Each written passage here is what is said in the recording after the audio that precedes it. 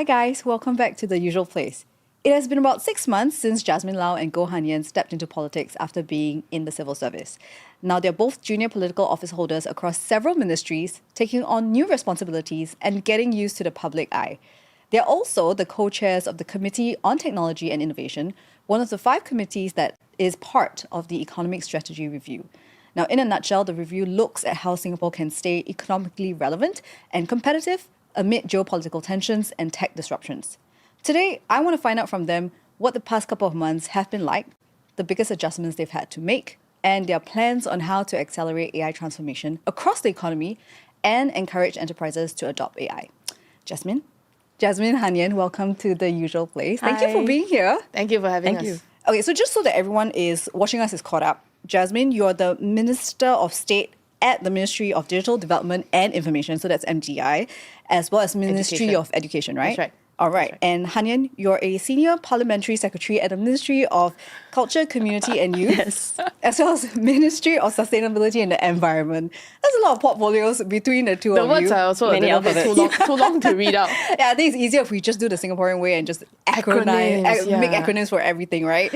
But what has been the biggest adjustment? You know, because as I mentioned, you were from the civil service. Yeah. Now you're in politics and you're Minister, Senior Pal Sec.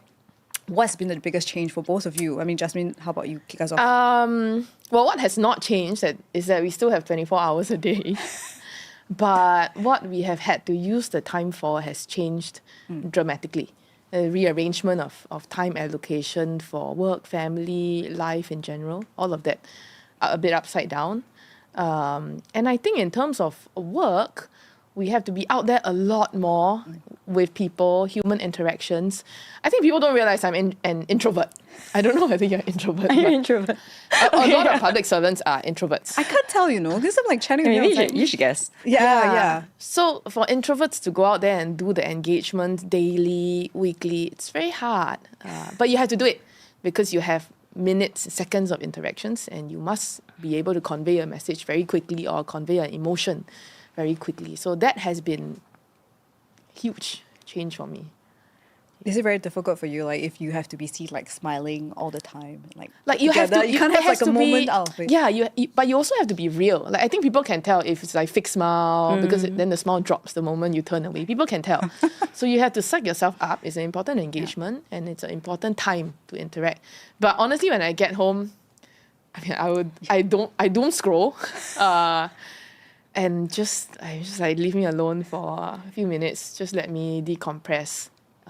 That's the part that people don't see. I wonder what's on your algorithm now. Why are you scrolling? But Hanyan, same thoughts as Jasmin, or is it a different experience for you? So I suppose both of us were from the civil service before. So what hasn't changed is that ultimately whatever we're doing is for the people, for Singapore's, the good of Singapore. And so the whole cause and the whole mission of it hasn't changed. What changed though? Okay, so I'm a bit more of an extrovert. So maybe I'll offer a different opinion. Being in this role today, whether in the grassroots or in the political office holder position, you form a lot of deep, direct connections with the people that you are supporting.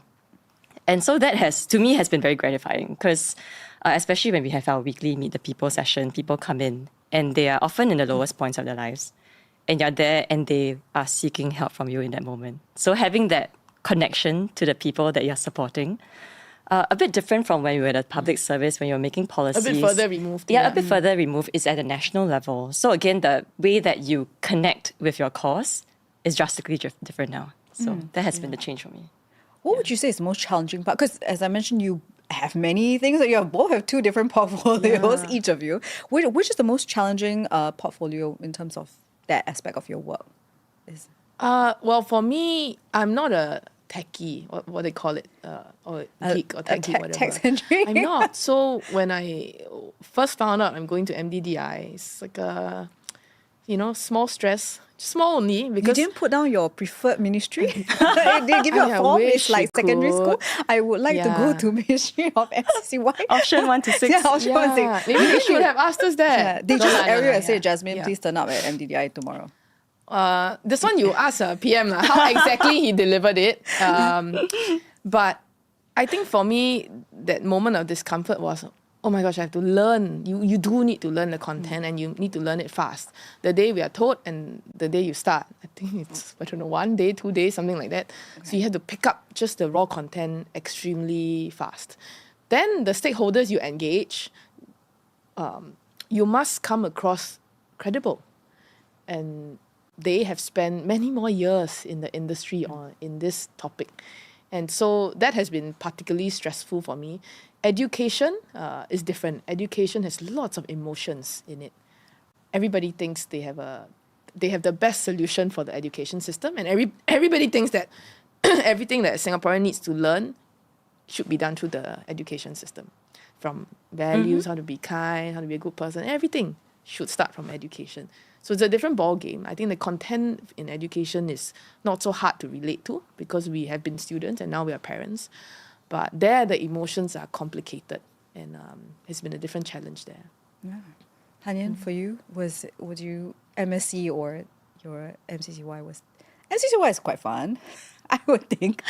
It's like asking me to pick a favorite child. So you just have to just pick one. I was going to kind of approach it from a different angle in that beyond, or in addition to what Jasmin mentioned, picking up portfolios that are completely new to us, youth and sustainability and environment, largely around the infrastructure and environment space, again, something new to me. So engaging that with credibility, quickly, finding your value in the entire equation, that remains to be a learning experience, right? And also in this role where you are both doing policy and then the next moment you are at the grassroots meeting with your residents, and then you're with the town council dealing with municipal issues, the diversity and range of circumstances and scenarios that you are being dealt with, I find to be much greater than when at least even I the was words, in the public service. The words you have to choose to use because the audience keeps changing. Correct. Between 12 noon now here and then after we go to the next meeting, the audience changes so rapidly. Like so I think the switching of gears, yet being authentic still, because you don't want to have a different persona for every single situation, but you do have to convey things in a different manner. Yeah. So that has been interesting to switch like different parts of your brain all the time. Yeah, I'm glad you brought up, working with the town council and performing your MP roles, because I want to find out a little bit more about that. What's that like? Because it's been also 6 months since you've taken on, wearing the MP hat. Have there been any stories that have stuck with you meeting people on the ground? Because Hanyan, you've learned from your dad, who was in the grassroots, and then now you've actually volunteered before, right? Yes, and now being an MP for both of you, what's that like? What are people telling you on the ground that, maybe was an eye-opener for you that you never expected you'll hear from? Jasmin? I don't think anything has been particularly shocking or surprising in terms of issues. But the emotions with which the issues are raised, some of it isn't the easiest to handle. I think for me, the most difficult part about the MP job or working on the ground actually is neighbourly disputes. Those are extremely difficult to first make sense of because the history between neighbours go back so many years. So the symptoms that are presented to you while they're arguing about something now, about the flower pots, whatever, that may not be the real problem that started so many years ago. So those are the most difficult actually to figure out, and you have to handle the neighbours very, very carefully. Those are hard. We've had the usual, I think every constituency has it, the rats, the crows, the chickens, the pigeons. And then all of us try different methods to go at it. The good thing is because we try different methods, then we can share. Later on, did you manage to catch your rats? Trying and testing. Oh no, my rats are still here. The burrows are still there. And a lot of that, I think, teaches us also not to take things for granted. Because when you see the actual conservancy workers having to do the work at night, it's a different level of appreciation for the people who do the hard work. Hanyan, do you have any experiences that particularly have stuck with you over the last 6 months? I agree with the part about the emotion behind it, because within the civil service, when we are developing our policies, we always know that it's for most of the cases, and there'll be cases that fall through the cracks, and that's something you intellectually understand. But it's very different when you see the cases falling through the cracks, coming to you with a face and seeing what they're going through. So, for example, I talked about MPS because that's usually where we see the cases that are at the fringes and at the edges. Say, single parent comes in with his or her 3 kids, and you see that the kids are starting in a much more challenged environment compared to our own kids, and it's staring you in the face how somebody is given a different lot in life, and you are hoping so much that they can come out of that situation, but you know it's so hard as well. So that's when it confronts you the reality of these cases, and you can try very hard. The community comes in. So that has been, I wouldn't say new, but again, it's different when you're feeling the emotion and your heart follows them. So that's the part that we have to also figure out how to manage our own emotions and our own bandwidth around that. I mean, there are some days I will feel like when you go off from MPS, I mean, sometimes we tell our volunteers, leave it at the door, you should go home, rest. But some cases just stick with you. Yeah, it's different. And the other part that has been new is that you realize that the entire machinery on the ground is largely volunteer driven, which is, you again understand it intellectually, conceptually, but when you see it, it's eye-opening that people day in, day out are sacrificing their weekends, their nights, to go out there to do something because they want to do it. And that to me is huge. It's an amazing part of being part of the grassroots and being part of the community. Yeah. But life has been very colourful, I would say. Yeah, extremely. Since becoming Not an a down MP? moment. Yes. No, someone asked me recently, because everybody I meet will be like, oh, how are you doing? Usually they have a bit of concern, like, are you dying already or not, right? And recently I've been starting to say, well, life felt a bit like pastel colours before that. Gentle, quite okay. We found a certain routine with the spouse, the kids, all manageable, fine and dandy. And then now it's very colourful. It's vibrant. Sometimes the colours are stark, but never a dull day. And even for the family, like I don't know whether you bring your kids. I bring my kids to some of my events. So now they see Deepavali celebrated in the community. They go for how many lantern festivals, I don't know. But different experiences completely. And yeah, so colour can make you feel a little bit tired, but colour adds something different, different dimensions to your life. Do you find that you're a lot more recognizable in public, like instantly recognizable, like wherever you're in your constituency or even out of, like you're Indian, what's that like dealing with the focus on you? I don't think public. So far, not for me. I get it sometimes, but people are a bit shy. You can sort of sense when you are in a restaurant and then people like, It's her. My husband has the radar out, so he can sense and then he'll be like, they're looking at you and they're looking at you. And I say, isn't it stressful? It depends. I go out in t-shirt and shorts and flip-flops, and to me, well, that's my life. And if people want to talk to me, they can, but I'm not going to suddenly become a different person. Because that's still my time with my kids and my husband. So that's the life. I'm also not going to hide, because then it means we don't end up going to places that we go to regularly. So I don't think it's made me very uncomfortable. Sometimes people come up in the middle of a meal and like, can I take a photo? Okay, that makes me a little bit strange. Because after that, then the kids will be like, who's that? Why they come and ask? Then I have to go through this whole explanation. But I think by and large in Singapore, people are very kind and to a large extent very respectful. I suppose in the constituency, you will increasingly get recognized because their banners and their posters. And ideally, they should recognize you. Yeah, it'd be worse if we walked around. I think they should recognize you because you are their port of call, right? You are the person who's representing the area. So I suppose that would be par for the course. But beyond constituency in public, I guess still early days. Well, I'm curious because, you brought up your husband and your children, and Hanyan, you also have 3 kids, right? Yes. How have Two they... kids. 3 kids. Yeah, how have they taken to your roles, And my older one is 4, so his level of understanding of all of this is still not very deep. He thinks that mama's work is like events, free ice cream, balloons, lots of people. He's getting the good fun stuff of your job. And then if you ask him like, oh, so who does mommy work with? He can name. So he'll be like Lee Hsien Loong, Uncle Daryl, Auntie Nadia. he names all this, so he sort of has a rough sense, but I don't think he fully understands what all this is for.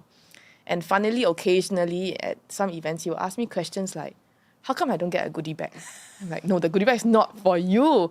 But then you have to explain why the goodie bag is not for you and who are these people and why do they come. And to us, it's a chance for our children to learn about the life we have chosen and the purpose in life that we have chosen.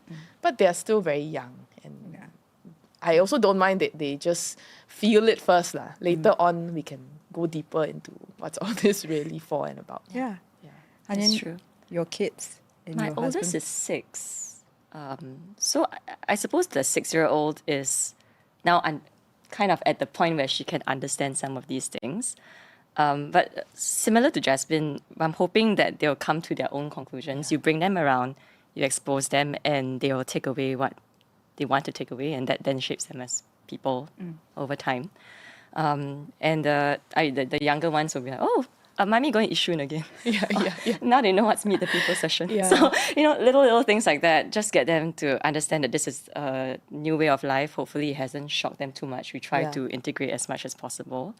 And my husband comes along too. So, it's just the family as a whole adjusting together. Yeah.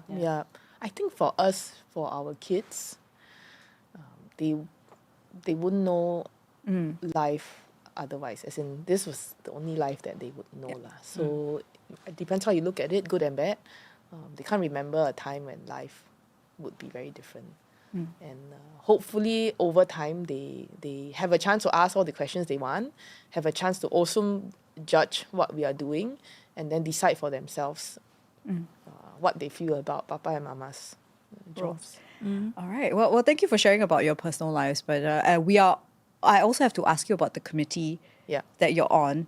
Both of you are actually co-chairing this committee, which is the Committee on Technology and Innovation, which is an extra thing on top of all the portfolios between the two of you. I want to know a little bit from your point of view about the committee's work over the past couple of months. But first, are you guys besties now? Because you have to see each other all the time. Yeah. We see each other. we see each other a lot. And I might as well share this history. So at some point in our previous life in civil service, I tried to get Hanyan to work with me in the Ministry of Health. And then she chose to work in MVDI instead. So I was a little bit sad. I was like, oh, what a pity. She would have been so great. And then when they set up this committee, Lo and behold. and they said, oh, how about the two of you do it together? I was like, thank God she went to MDDI and spent time doing AI and Smart Nation, because I don't know that much of it. And luckily, she didn't join me in MOH then, and she started earlier on that track. So And now Jasmine is at MDDI, so the world just works in this quite is interesting weird ways. arrangement that has happened, but I think this is as good as it gets. And we get along, so we can talk a lot more casually. And it really helps to have someone who knows the content and the history of our AI strategy and all that over the past few years. Okay, so let's deep dive into that. What has the committee been doing for the past? So it started in August, I want to say, right? Was it? Started in In I can't remember. earnest? It's about 3 maybe months about- ago, Yeah. What has the committee been up to in the past couple of months? Yeah. Well, first I should explain what is this committee. What I think most people feel is this weird mystery group of people. We have quite a small committee, intentionally so. We have some CEOs. They lead significantly large tech companies. And the reason we set it up this way was to go broad in terms of sectors we cover. We wanted leaders from many different sectors, but we wanted also leaders who understand technology, in particular AI to some degree, to have the discussions with us so that they expand our own horizons too. So it's about 10-ish And also people. beyond people in industry, we have those from the finance space representing capital, and then you have consultants representing the service providers as well. So trying to get different perspectives. Also. So I mean the national message that has gone out about the economic strategy review is chart the future for Singapore's economy. I think that's a quick summary of it. Our committee was supposed to figure out, in terms of new technologies or innovations, where do you point the arrow, and then how do you get your industry and your people to understand and then work towards it. That's what the committee is supposed to do. And a lot of our discussions and debates are around which types of technologies, which industries do we think our growth would lie, and then what do you need to build that ecosystem for us to have a decent chance at success. It didn't take very long for us to land on AI, but actually when you say AI is so broad it's and very, very broad. Yeah. So we land on AI pretty quickly, and then we spend a lot more time thinking through practical applications of AI. Can you really be the winner in terms of developing large models? Or if not, then how do we ensure that we find practical problems to solve with AI in the local context? So I want to ask you, because yesterday there was a closed door session with about 70 business leaders. Yeah. And what were some of their anxieties or pain points with adapting to AI? Or Yeah, so my group, we had about 20 CEOs from different sectors. And very useful to hear from them because we can think big ideas and so on. And then they really sometimes I won't say pour cold water, but they tell you reality on the ground. So one of the top things that came up to me was someone said, yeah, government, you want all of us to be first mover, but do you know how much risk there is for a company to be a first mover in terms of technology? I can decide, but then usually the technology would move, and I would have put in my capital, I would have set aside resources for it, human resources, and then when the technology moves on, are you going to save me? No, but you want me to be a first mover, right? And he said, actually, for most companies, they want to have last mover advantage. Watch what everyone else does. Don't be too late, but let other people try first. And then when the technology is tried and tested, then they will do it. And those reflections are very useful for us because, yes, in government, we wish more of our companies would be first mover. Question is, how do we help them? And do we recognize that they do take on risks, not just for themselves, but on behalf of an entire industry or a country? Then what would you do to close that gap, to support them quite differently? So a lot of this is reality check. And then, of course, a lot of them said, yeah, you want us to all upgrade our skills. And they will be quite candid with me and say, have you gone into Skills Future website yourself? Do you find the courses relevant? If the courses are full-time for 5 days or a week, how do you expect us to send any workers there? yeah, I mean, I those have to are say, real- I did look at the Skills Future website. It's Yeah. a bit hard to navigate. Yeah, and every course is the title says AI, but you can't really tell whether it's domain specific or not. I mean, right. those feedback very useful because I don't have a quick response or solution except to say that we really need to curate the content a lot better and think about education for adults, which has to be bite-sized, done possibly online, not in full day or even night time every day for a week. We will have to find a different way of delivering content if we really want every Singaporean to have some basic AI literacy. Okay. Yeah. Hanyan, what is the biggest gap or issue that the committee is trying to solve right now? Because I know biggest that gap. there will be Yeah. a report that will come out in sometime around the budget next year about what this committee or what the ESR is doing, right? Yeah. A midterm report, yeah. I think we will put out. Yeah. So, but is there anything you're trying to tackle right now? So for us, maybe we will talk about it from like two levels. So there's a lot of chatter and news out there, right? Many countries are making big splashes into AI, lots of money going in there. And every country is positioning themselves in a different way. So for us in Singapore, like to what Jasmin is talking about, we do want practical applications that are relevant to our economy today. So at one level, we are looking at Singapore has done a lot over the last few decades to build such a diversified economy with a couple of sectors where we are regionally or globally leading. Then the question is, can we attract a certain group of AI talents or companies that can help us to use this technology to go to the next level, create even more value propositions or strengths within areas that we're already leading in. So that helps with the competitiveness of the economy. Then the other level would be then what happens to the what we call broad base, but essentially we're thinking of our SMEs, for example, right? So we had a chance to meet with several SMEs from different sectors. And sometimes there's a bit of dissonance for them because they see all these fantastic models being developed and, benchmarks are great, so on and so forth. And then at the personal level, we use a lot of ChatGPT, Perplexity or whatnot. But what happens in between? And how can companies as a unit change the way they do business and be a lot more productive and chase new business opportunities? I think that's the gap we're trying to close for the level of SMEs and the longer base of companies that we have in Singapore. So I'll say that there are different gaps, if I use your word, or two different objectives you're trying to get at for these two levels of And the reason why economy. that broad base is very important is because end of the day, economic growth is not some end that you sort of just chase Exactly, yeah. aimlessly. A lot of this is just about jobs. You want economic growth because you want jobs for people. And actually the SME sector hires most of our Singaporeans. So we want to bring in top growth leading companies to stimulate the economy, but end of the day, you need your broad base of companies to still survive, to grow because of the jobs. I think that's a part we tell ourselves all the time to remember. We can have all these ideas, but next question, is it going to create more jobs and more good jobs for our locals? Well, I'm glad we're on that tangent about jobs, because how do you quell the worry among Singaporeans, especially young people, about AI? Because we're seeing the effects of AI adoption in real time, and people are like, moved out of their jobs because it's made redundant. But so what do you say to young people who are like, or well, it may not even be young people, it could be anybody working, like, oh, is AI going to take my job? Like, what's your At this take? point, can I arrow the Oh, question? yes. No, kidding. No, because it really is a very difficult and emotional question or feeling Yes, that livelihoods, people right? have. Yeah. Yeah, and people are genuinely worried daily about whether tomorrow they are told the task that they're doing is no longer necessary. And I think we hear it from our own residents as well. But I mean, usually my message to them first is don't panic.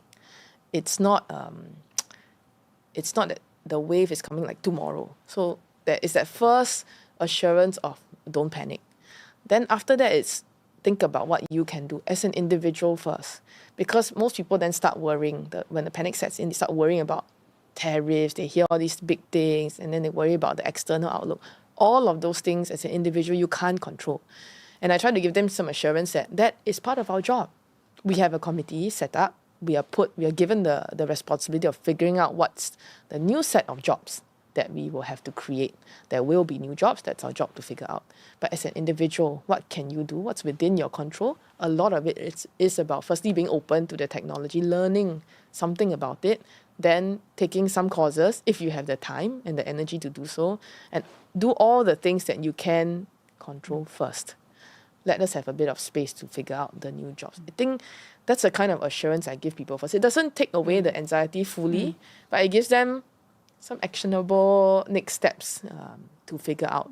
There will be a lot of tasks that will be replaced by automation or AI, there will be, but it doesn't mean that the people will have no jobs because we will have to figure out where's that new growth area for Singapore. Yeah. And I do think that the jury is still out on the impact of AI on tasks or certain job roles. It is true that there will be a portion of it that will be gone. As with most technological waves, a portion of jobs will be made redundant. But there's a large part of the jobs as well. When we speak to the employers, some of them say, oh, actually, our workforce is not growing as a country. In fact, it's not easy to find people sometimes. And so if I can help the current base do more and grow my business, it's a good thing. Right? So the business grows, everyone gets more. Or it could be that there are certain jobs today where the work-life balance is really bad. Yeah. And so could I help a certain type of, certain group of staff do work more productively so that their lives can be made better and they can be happier employees? So again, it could be to help with the quality of jobs out there. It could be to grow the pie so that there's more. And then, of course, there could be sectors or segments of the economy that will then have to transform and it will take a different shape. So I'll say that we're all still trying to figure that out. Yeah. And what we have also found out is that employers are now starting to look also at attitudes and mindsets, because we say AI, but the tools keep changing and the way they're being applied keeps changing as well. And so you go in knowing a set of tools A, but actually within 6 months, you're trying to do something different.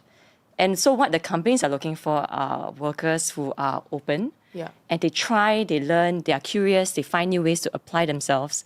So that seems to be a different emphasis now Yeah. that employers are also seeking out those with the right mindsets. I when think it comes especially to for these young things. graduates. So when they ask, so what are skills or things that employers are looking out for in a CV, I often say it's these things, mindsets, attitudes, and the internships are not meant to be numbers you chalk up. The internships are supposed to help shape these mindsets so that when you talk about the internships, you can share when you went through them, these were the challenges, this is what you tried to do, these were the barriers that existed, this is how you push people to go.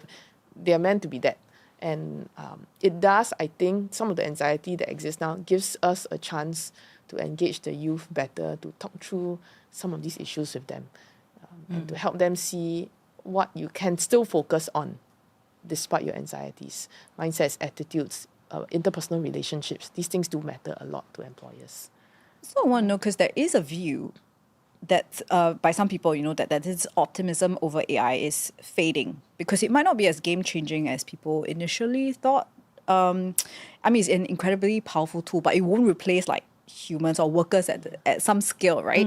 What's your take? Like, are we focusing too much on AI, or should we? For example, like let's say I don't want to do a job that deals with AI, then how? Then am I going to be left behind if I don't want to up my AI literacy kind of thing?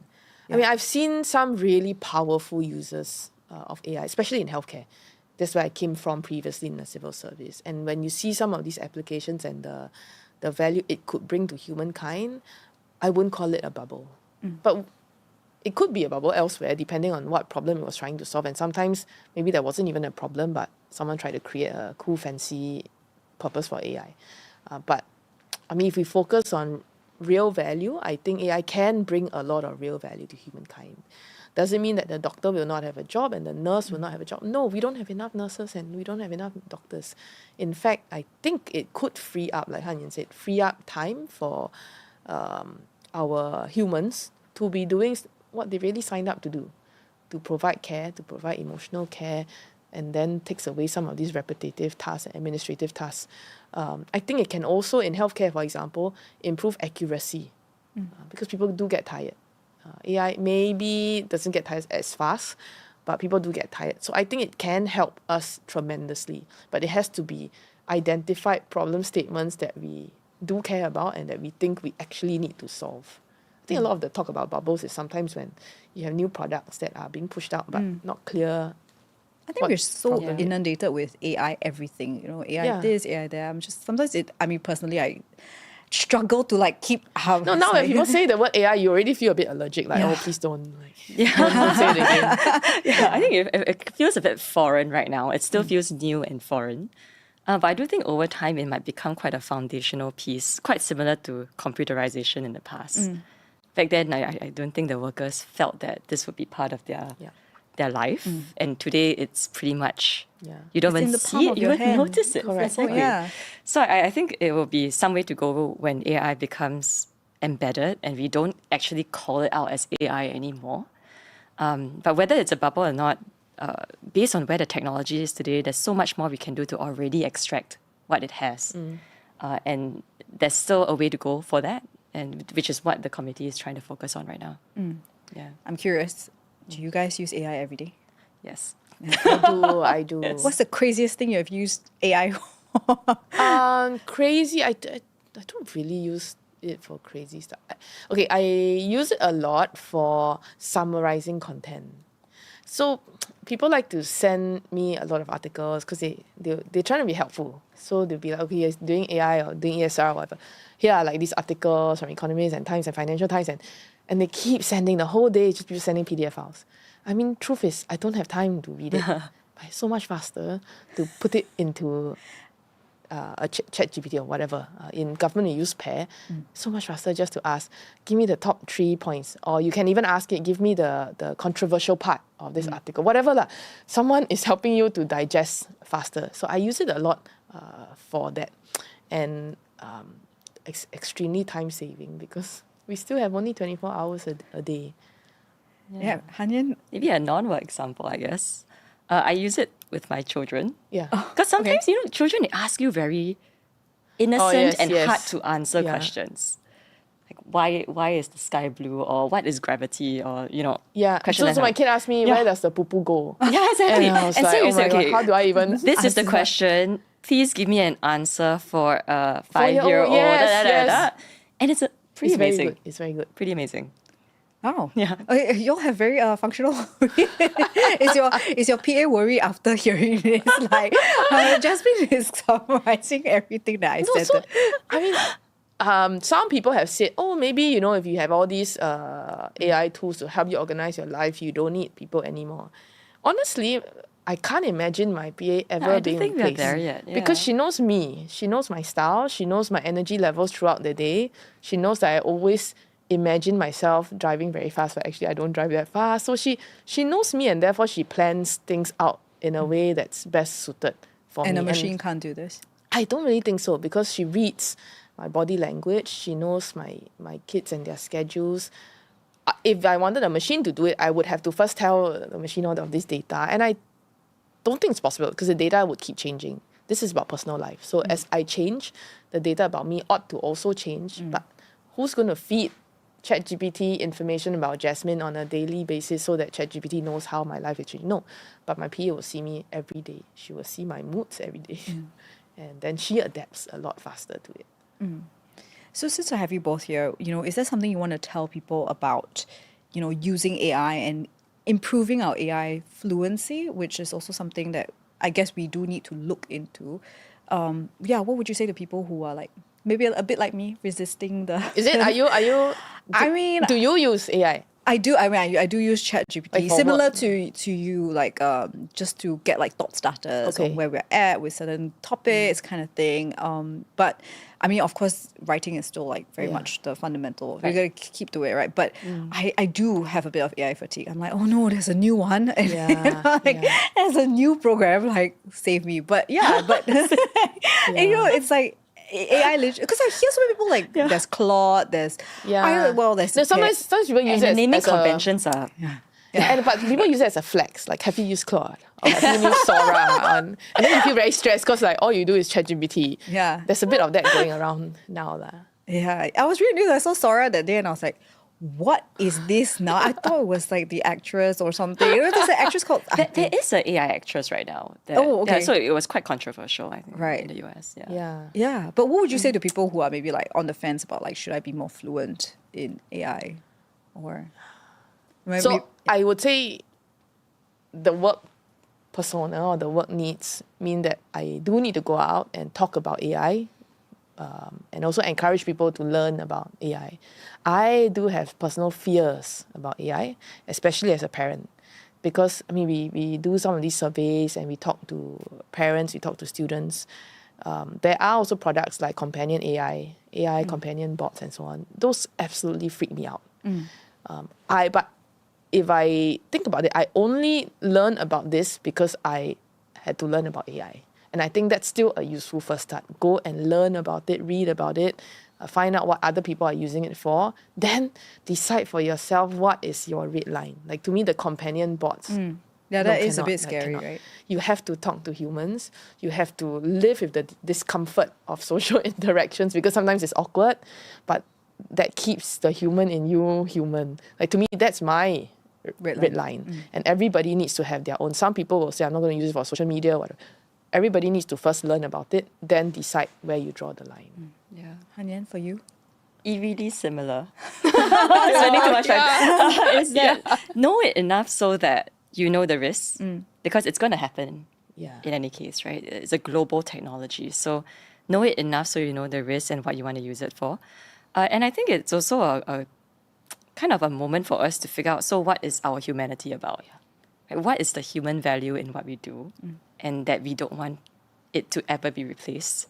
Because it connects to jobs, right? Which part of your job, which part of your task you think can be only done by a human and should only be done by a human? It's a bit philosophical, Yeah. but I do think it helps us to question that. And also, I guess, bridging to what we're doing at MCCY, a lot of it is getting our youth to go out there to experience the world, because that's something that technology would not be able to replace.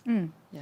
So, We actually have a question from a viewer. So earlier I mentioned about young people, right? But someone watching us is asking about elderly workers. Right. Like, will elderly workers still have a job in 10 to 15 years with AI and automation? You know, what would you say to them? Maybe Hanyan, we start with you. So 10 to 15 years would be We would be folks- elderly. Yeah, it would we be will be us. young seniors. It would be the mid-career workers who we are actively trying to skill. So the hope is that if we get the right foundations in the 40s and 50s, by the time they're in the 60s and 70s, the way that we look at jobs will be again very different, and they'll be better equipped at that point in time. But there are seniors today, right, in their 60s, 70s, that are trying to even understand what AI is about. And that's where within NDDI, there are parts of the ministry that looks at educating our seniors about AI in daily living, especially as it pertains to scams, trying to help them understand that ChatGPT is not meant to be 100% accurate. It hallucinates. So these are some basic things that I think our seniors really need to understand. And that's the weight of some of the efforts that are going on for the seniors of today.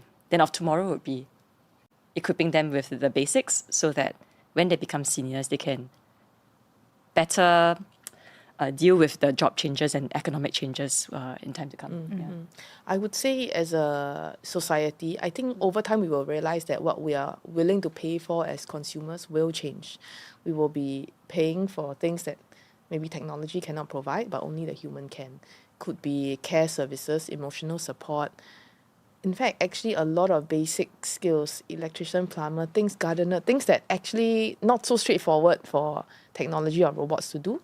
Perhaps in future, that's what we will value more because we figured out what being human is most important about. So will there be jobs? I think there will be jobs. Will there be good matches between all of our people and all the jobs they want? Question mark. Because we all grow up with aspirations about what we wanted in our careers, and we have a certain picture what we want to do when we are 60. I think very hard to hold on to those same pictures. I think we still are open about what we could do when we're 60 or 70. I think there's reason for optimism, but have to be quite open because the technology does move very, very fast. Too fast. Yeah. But on that note, thank you both for being here. It was a great conversation. I have very, very good time talking with both of you. So Thank I you hope very you'll come much. back maybe next year when the review drops. When the Yeah, I midterm- don't know whether people want to hear about this topic so much. I mean, the more we say AI, the more people are like, roll eyes, please don't say it anymore. No, but we got to No, hear the- what you've been up to and what the committee has found out. So open invite.